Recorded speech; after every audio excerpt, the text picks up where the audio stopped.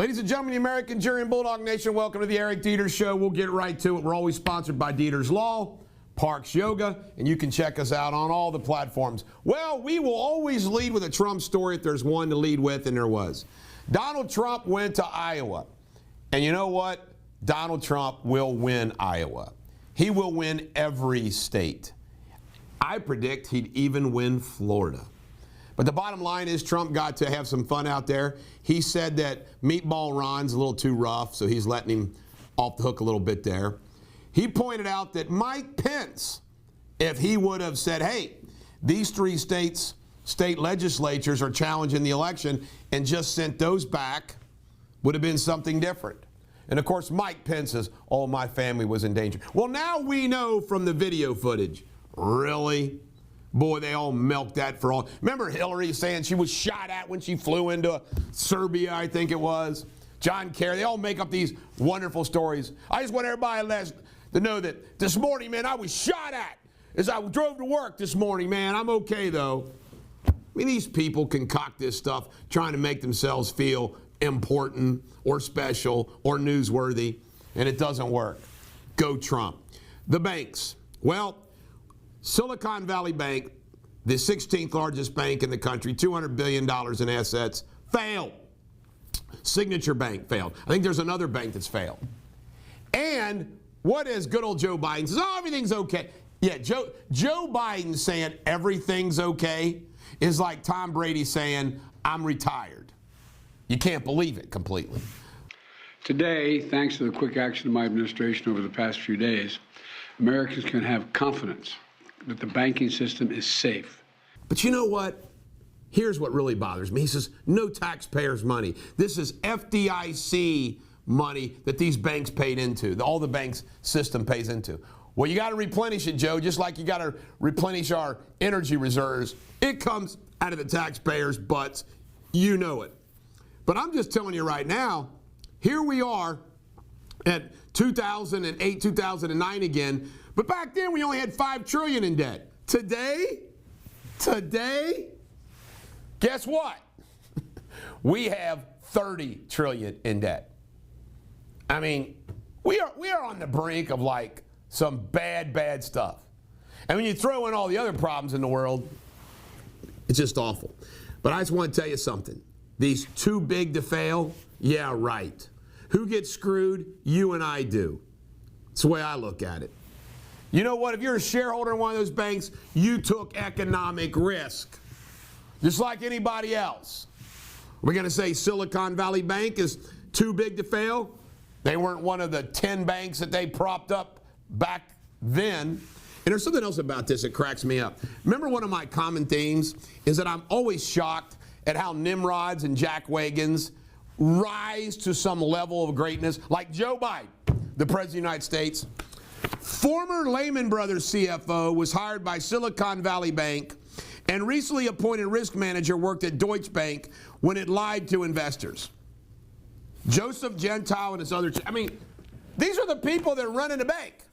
They just go around. It's like NFL coaches. You suck somewhere, you can get a job somewhere else. It's truly funny. Isn't it? Isn't it funny how it happens? All right. Pete Buttigieg. Everybody thinks he should fire and be quit, resign, whatever. It'll never happen. Joe Biden is allowing some drilling now. This gets me fired up in Alaska. But he also has restricted drilling and all these other leases. Folks, remember that term I coined? Political Munchausen.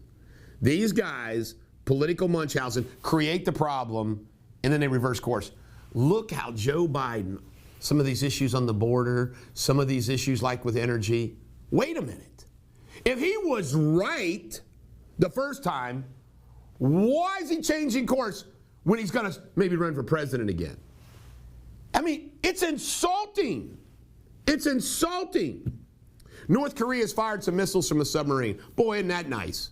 Remember, Susan Rice, Barack Obama's national security advisor, said, we can live with a nuclear Korea. Trump had that not happening. Social Security. There is a group of people in Congress that think the retirement age should be raised. We all know when Social Security was set up, the age 66 was picked, but it's not the right date. It's not the right pick. It's the wrong time. We live longer now, so we should do that. And all you got to do is you got to go back. I'm not, even if we pick people who are like 18, we tell everybody who's 18 years old, we're raising the level on you. We got to start sometime. Just do it.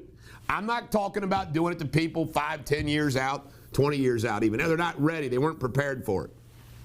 Senator Mark Kelly was all about censoring people about the banks. See, that's how you solve the banking problem. Nobody's allowed to talk about it. Coming up next, Bulldog TV local news with yours truly.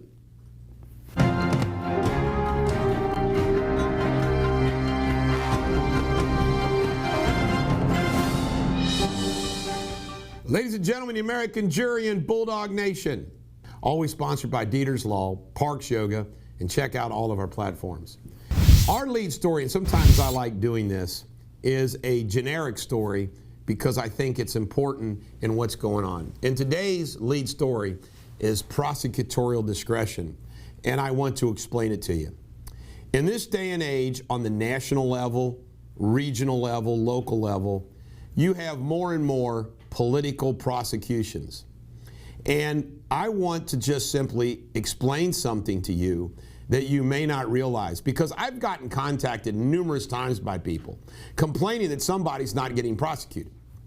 Do you know that a United States attorney, that's somebody that handles federal prosecutions, or a prosecutor, a county prosecutor in any state, Kentucky, Ohio, anywhere in the country, a state prosecutor, they all have the discretion whether to prosecute or not.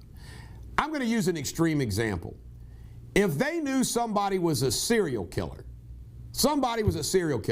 and they had all the evidence, theoretically they could say, I'm not going to prosecute that person.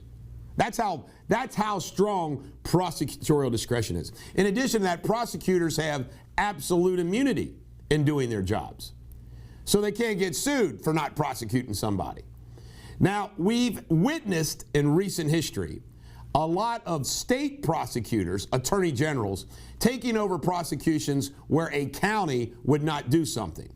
And they have that power and authority to do it. But even their authority is discretionary. So what this means is there can be lots of criminals who are never prosecuted. One of my biggest pet peeves of all time is Joe Deters' refusal to prosecute. By the way, this was before he and I became really good friends, before having our falling out. Refused to prosecute the hospitals in the Durrani litigation, as did Mike DeWine, who was Attorney General at the time. So I just want you to know it can get very frustrating. Now, in my opinion, on the national level, you're seeing the most ridiculous, selective, prosecutorial baloney with respect to Donald Trump. Stormy Daniels, really? A grand jury impaneled on Stormy Daniels? Think of all the criminals in New York City and in New York that have gotten off the hook for whatever reason.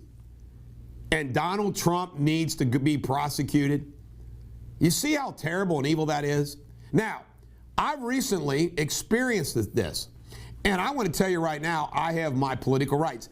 Stacey Tapke, the Kenton County attorney, is now a sworn enemy of mine. Now, she may not care about that, but she is. And her assistants prosecuted me for something called menacing and harassing communications. She didn't have to do it. She could have said, nah. Now, let me explain that. Menacing is actually scaring the hell out of somebody, and they get scared. Think about how that goes on every single day. Who gets prosecuted? Me. The other thing was harassing communications. Now, harassing communications is a communication to somebody that has no legitimate purpose other than to harass. Think about all the emails, text messages, and phone calls you've made in your life where you just told somebody off. Do you realize that calling up, texting, and emailing somebody to tell them off is harassing communications? Now, let me tell you what my experience has been with harassing communications when I have been harassed in communications. Every time I've contacted a law enforcement agency, the law enforcement agency says, "Have you told them to stop?" And I said, "Yeah." The law enforcement agency will call them and tell them, "Don't communicate to them again." Now, that is apparently not the law. That's apparently just the policy. Just a policy. But doesn't that sound like a sensible policy? So you can't make this up, folks.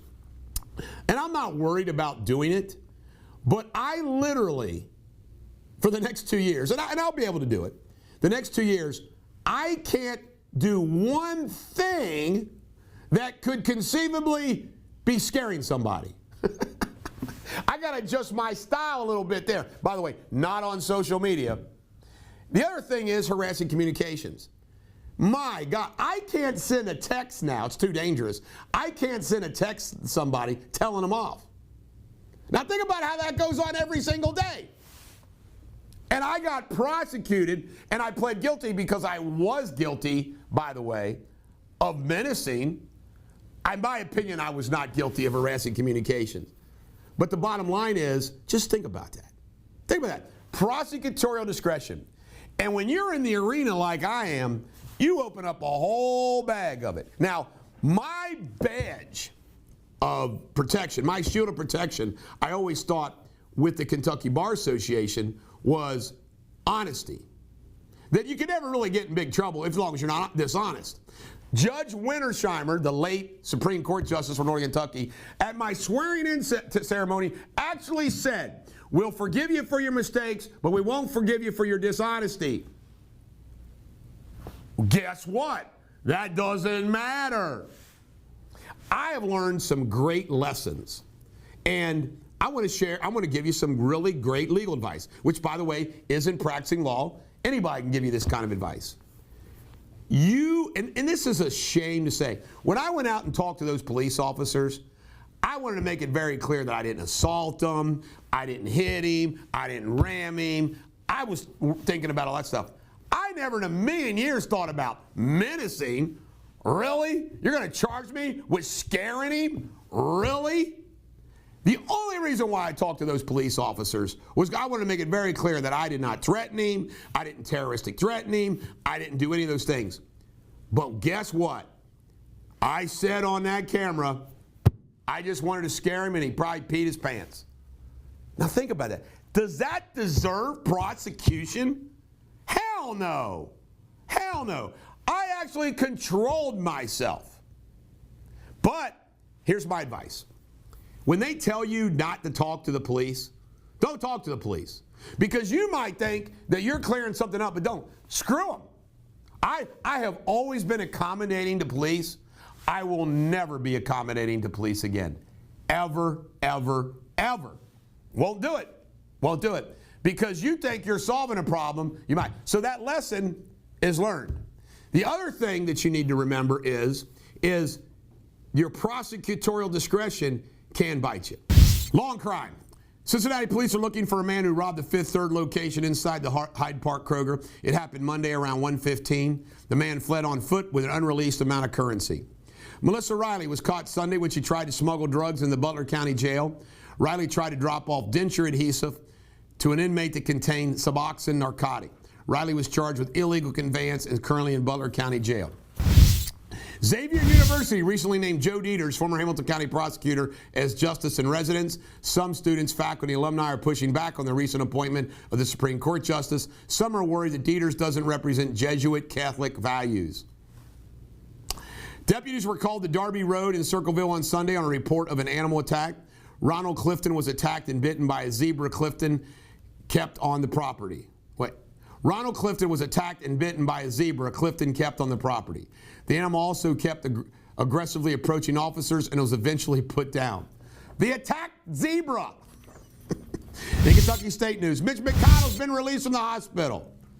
He apparently had a fractured rib from his fall, and he's going to rehab. Be nice, right? Kentucky House of Representatives approved a bill Monday to gradually end a property tax on bourbon barrels. We'll start lifting this tax in 2026. Good for them. In Ohio State news, the Ohio Ballot Board has ruled to move forward on a potential abortion amendment to be added to the Ohio Constitution. The next step is to collect enough signatures to add late-term abortions to the state constitution. And Bengals free agency, they re-signed Jermaine Platt, but Bengals safeties Bates and Bell are moving to other teams. That hurts.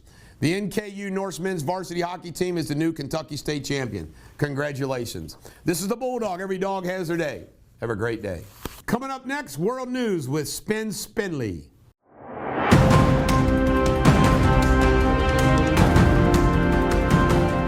Hello, Bulldog Nation. Today's World News. Ukraine and Russia have reported inflicting heavy losses as the battle for Bakhmut rages on. Zelensky said Russia has suffered more than 1,000 deaths in the past few days.